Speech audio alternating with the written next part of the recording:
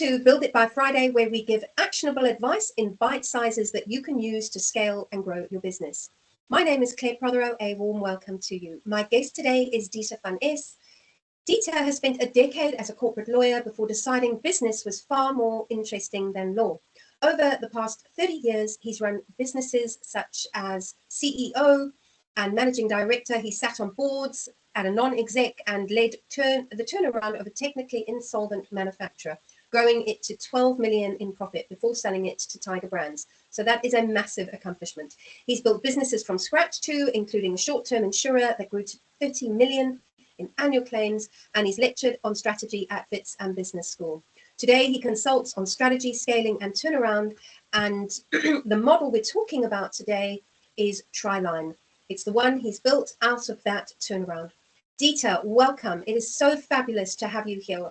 We've been friends and colleagues for the past couple of years, and I've really always enjoyed your strategic viewpoint when we discuss business, also integrating the people aspect, your deep insight into people as it relates to scaling businesses. A warm welcome to you, Dieter.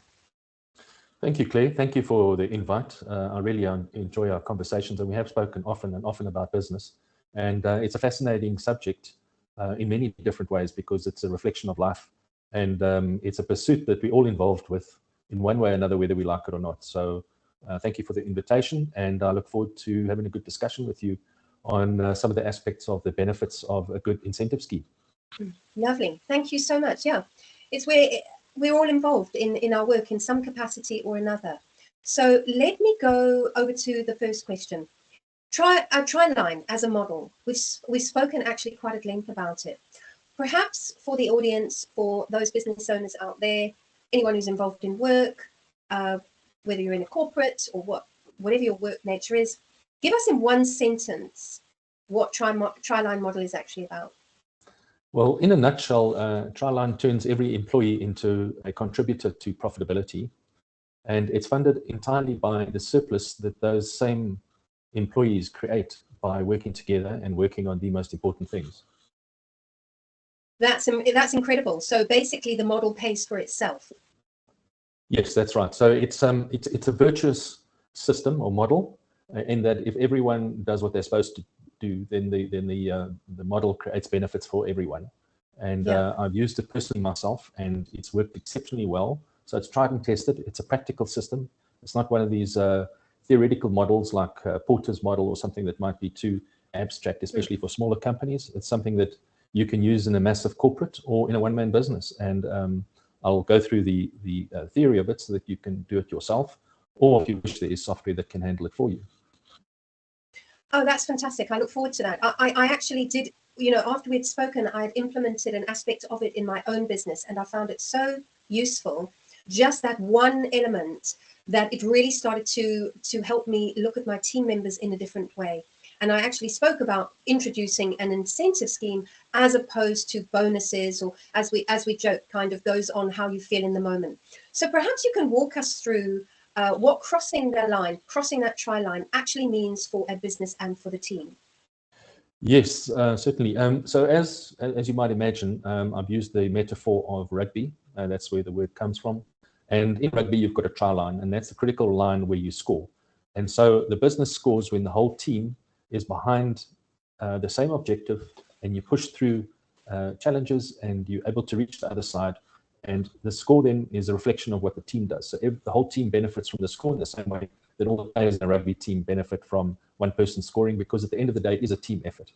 So in order to explain it more fully, I'd like to use a visual aid. I like mind maps because they provide a lot of context to what is being discussed. And if you'd like, I'll share my screen.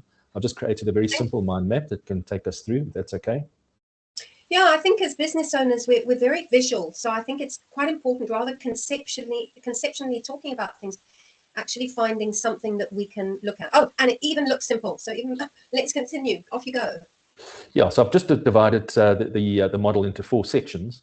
And so we've discussed previously to this meeting that this model will be better served for the audience if we break this video up into smaller segments. So I'm going to use this opportunity to give a broad brushstroke of what we're going to discuss, and then we'll start just on the first part, which is the purpose. of the model and get into detail with that, and leave the remainder for the next part in the series that we're going to conduct. So starting off with the purpose, this is the why. Why should you even do this? What is the benefit?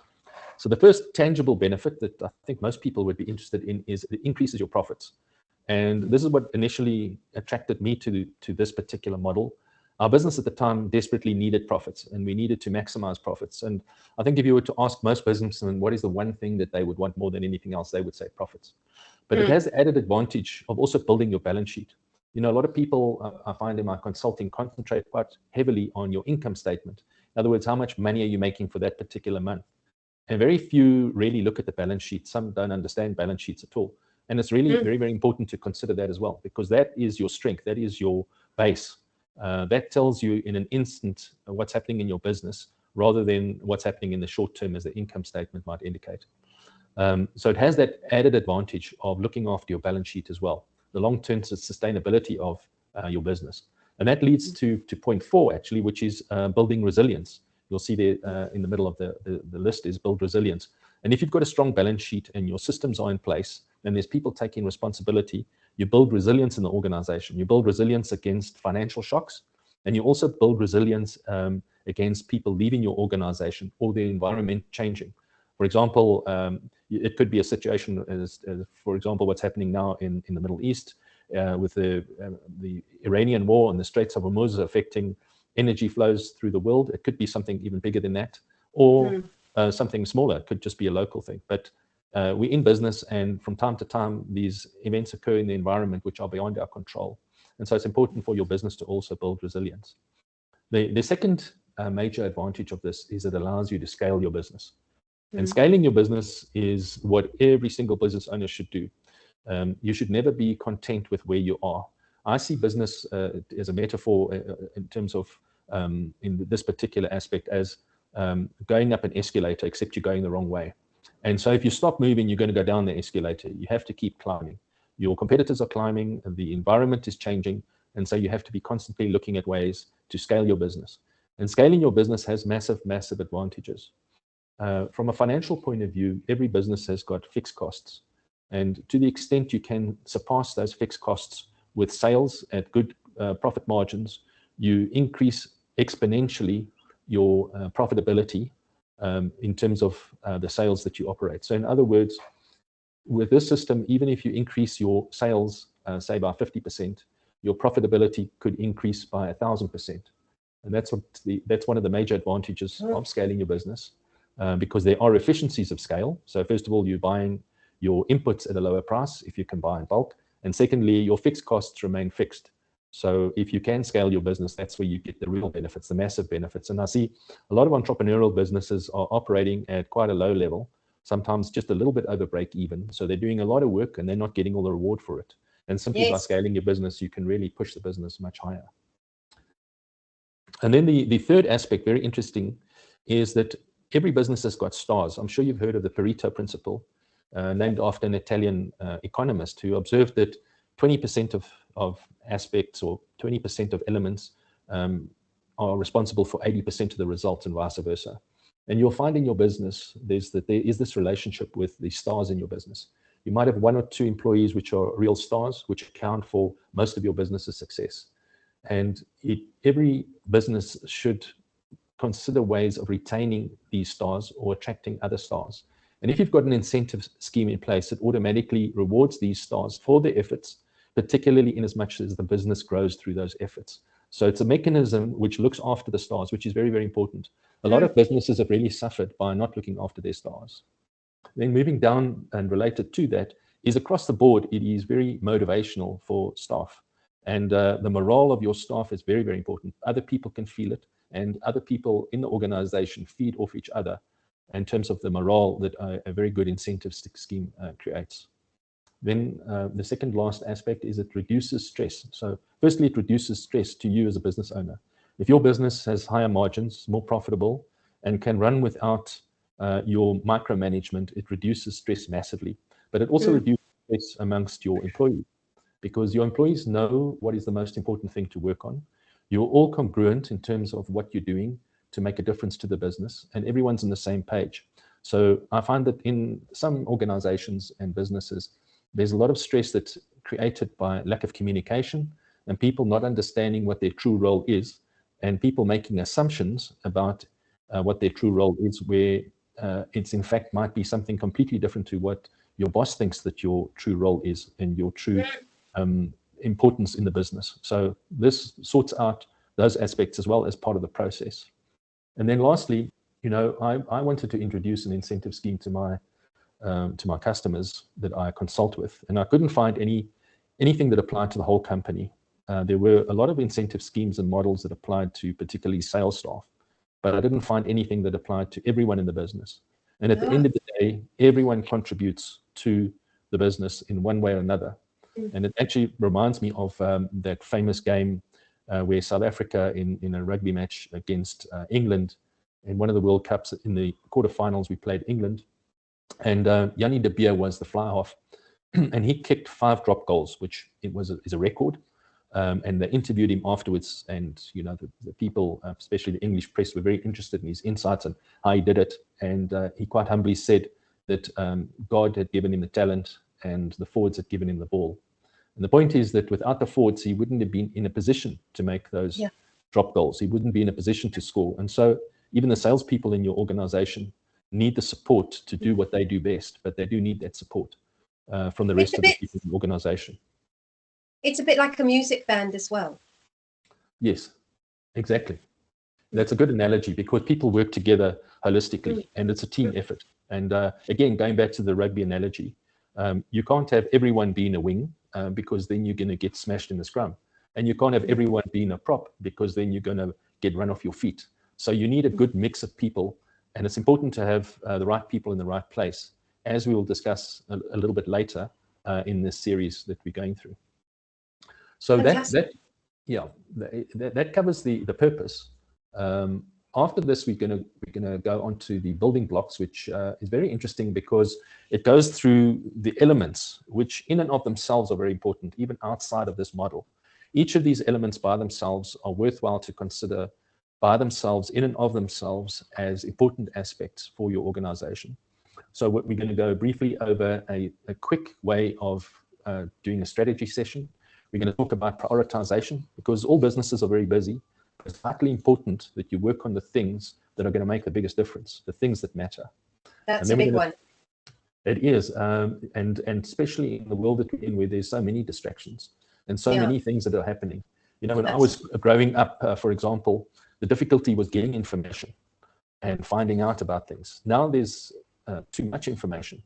And it's about prioritizing on what is the most important information, and having the ability to discern what is the most important information, and doing deep thought on one subject rather than having a surface level idea of a whole lot of minor things.